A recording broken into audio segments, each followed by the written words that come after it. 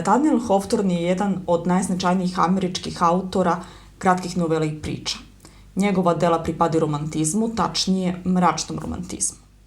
Njegova dela su specifični po tome što je on mnogo bolje opisivao karaktere ženskih likova nego muških, što nije bilo tipično za vreme kada je on živeo. Najpoznatiji je po svom prvom romanu Skerletno slovo, ali mnogi misle da je njegov drugi roman Kuća sa 7 zabata mnogo bolji od Skerletnog slova. I ovaj roman je inspirisan kućom koja zaista postoji i koja ima 7 zabata. Kuća se nalazi u rodnom mestu pisca, gradu koji je poznat po suđenju vešticama, Salemu. Kuća je sagrađena još davne 1668. godine i nalazi se u Nacionalnom registru istorijskih mesta Sjedinjenih Američkih Država kao najstarije i jedino očuvano drveno zdanje iz 17. veka. Kuću je izgradila porodica Turner koja je bila jako imućna, ali kako su vremenom osiromašili, prodali su je Ingersollovima. Vlasnik koji najduže živi u ovoj kući, čak 72 godine, je bila Susan Ingersoll, rođaka pisca Nathaniela.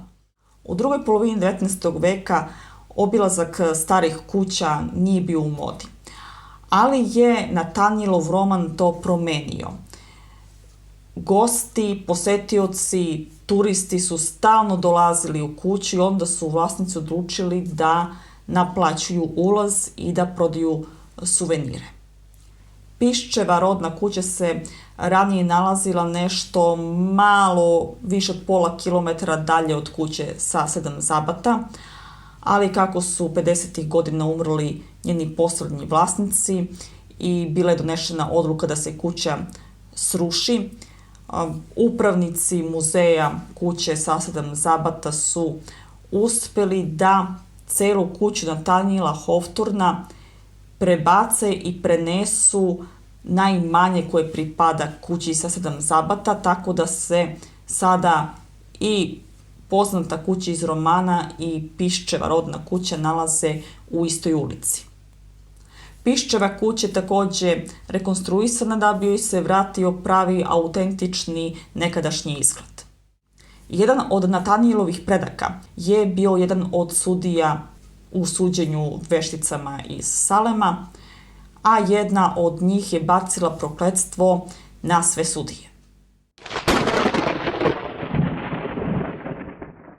Veruje se da je žena koja je proklela sve koji su je osudili, Sarah Good, koja je osuđena na smrt i pogubljena 19. jula 1692. godine. Misli se da je to ona jer se pamti i zabeleženo je da se tokom suđenja okrenula prečasnom Nikolasu Noysu i rekla mu: "Ja nisam više veštica nego što si ti čarobnjak. Iako mi oduzmeš život, Bog će ti dati krv da piješ." Malo više od četvrt veka kasnije, kada je prečasni Nikolas umro, usta su mu bila puna krvi i svi su se setili čuvenih Sarinih reči. Hawthornovi su bili puritanskog porekla i Nathaniel je celog svog života osjećao krivicu i stid zbog greha koji je počinio njegov predak osudivši nedušne žene na smrt. Da bi se odvojio od prošlosti, a možda i da bi pobegao od veštičje kletve, on je u svoje prezime Hawthorne dodao slovo W i pretvorio ga u Hawthorne. Za ovu kuću koja je sada muzej se priča da je posednuta duhovima. Najpoznatiji duhovi su duh nekadašnje vlasnice Susan, za koju radnici tvrde da je stalno viđaju, kao i duh dečaka koji voli da se igra ili da trče na tavanu kada tamo nikog nema. Takođe kažu da se slavine same odvrću i zavrću i da se voda u toaletu pušta samo od sebe kada tamo nikog nema.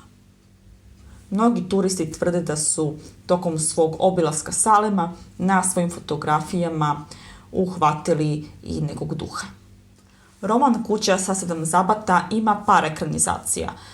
Najpoznatiji film iz 1940. a pored njega postoji nemi film, a i stop motion animacija iz 2018. godine. 60. godina je Shirley Temple u svojoj seriji Zbirka priča Shirley Temple u jednoj epizodi predstavila ovu knjigu. Ovaj u Americi čuveni roman je preveden i kod nas.